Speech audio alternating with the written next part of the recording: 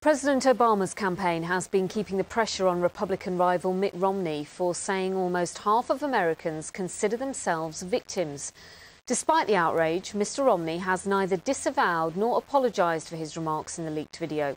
Well, now we can cross live to Richmond in Virginia and speak to international political strategist George Ajjan. Thank you very much for talking to us on Sky World News. Now, many commentators are saying this is Mitt Romney's worst week so far. Do you think he can recover from this controversy?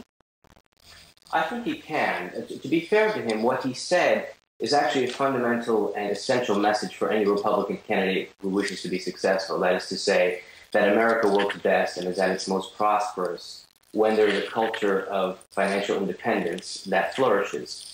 The problem and the trouble for Romney is that he did so in such an inartful manner, and to quantify and say that nearly half, to say 47% of the people, are essentially not worth his time to campaign to, is a really, really bad message for a candidate who needs, at the end of the day, even if he's successful with 50% plus one, needs to have a mandate going forward. And it's hard to claim to have a mandate when you've already written off 47% of the electorate.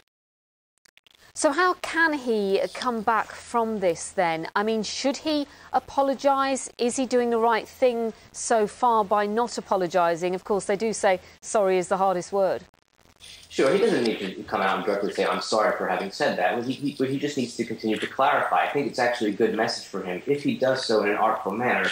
And, of course, if he uses Paul Ryan, who's typically a little bit better at explaining these fiscal issues, and if he gets into the nuts and bolts of how Americans can become more financially independent, those are the voters that he needs to reach in order to win. And just give us an idea what the latest polls are saying at the moment.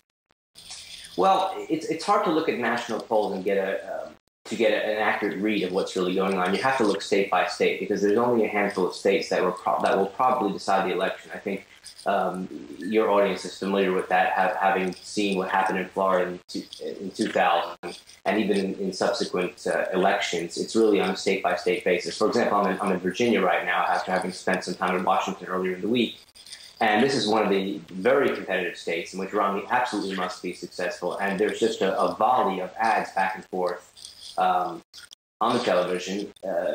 And really, Romney needs to be much more articulate and come out with a message that's going to appeal to independents. He can't be seen as a divisive character, and that's the trouble with this latest development this week.